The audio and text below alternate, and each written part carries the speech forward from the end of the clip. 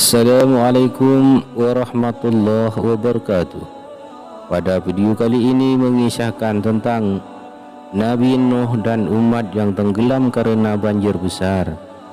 Tapi sebelum melanjutkan menonton video ini, mari bangun channel ini dengan menekan subscribe dan like, juga lonceng notifikasinya, agar menjadi sarana dakwah dan amal jariah buat kita semua. Amin amin ya rabbal alamin. Al-Kisah. Nabi Nuh alaihissalam terkenal dengan kisah kapal untuk mengarungi banjir besar. Namun di luar bahteranya ada banyak hikmah dan pelajaran yang dapat dipetik dari kisah Nabi Nuh alaihissalam. Nabi Nuh adalah nabi ketiga yang patut diimani setelah Nabi Adam alaihissalam dan Nabi Idris alaihissalam. Nuh merupakan keturunan ke-9 dari Nabi Adam alaihissalam. Nama Nuh berasal dari bahasa Syria yang berarti bersyukur. Nabi Nuh juga mendapatkan gelar dari Allah Subhanahu wa taala sebagai Abdus Syakur. Gelar itu berarti hamba yang banyak bersyukur sesuai dengan surat Al-Isra ayat 3, yaitu anak cucu dari orang-orang yang kami bawa bersama-sama Nabi Nuh. Sesungguhnya dia adalah hamba Allah yang banyak bersyukur. Bunyi terjemahannya surat Al-Isra ayat 3. Nabi Nuh juga masuk dalam Rasul Ulul Azmi, yaitu Rasul dengan ketabahan dan keteguhan hati yang luar biasa. Sesuai surah Ankabut ayat 14, Nabi Nuh bahkan berdakwah selama 950 tahun.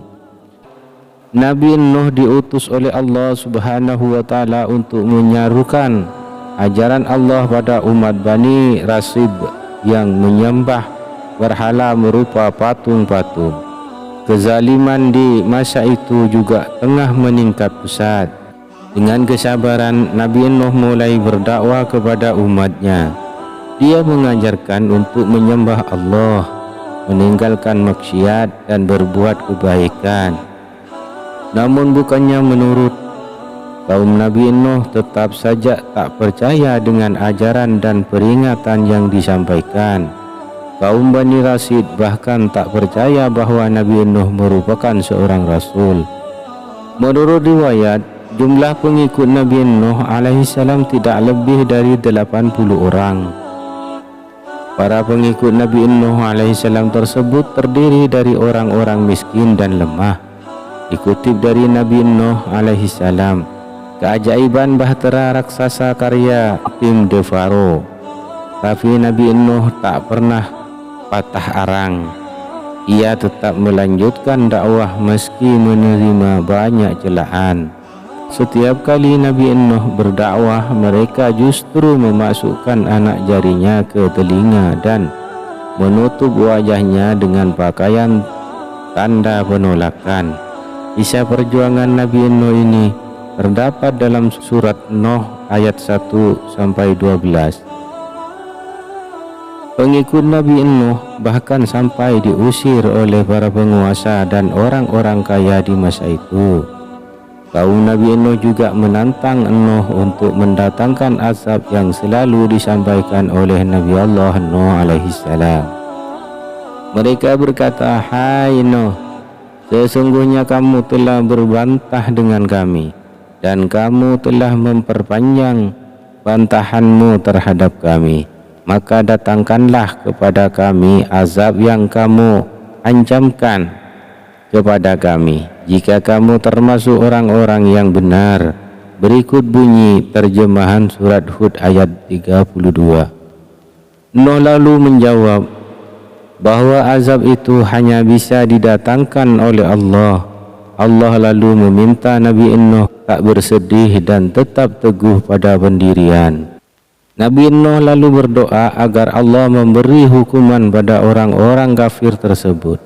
Allah lantas memerintahkan Nabi Nuh untuk berbuat sebuah bahtera berupa kapal besar untuk mengangkut orang-orang yang beriman beserta sepasang hewan. Allah menyebut orang-orang kafir itu akan ditenggelamkan.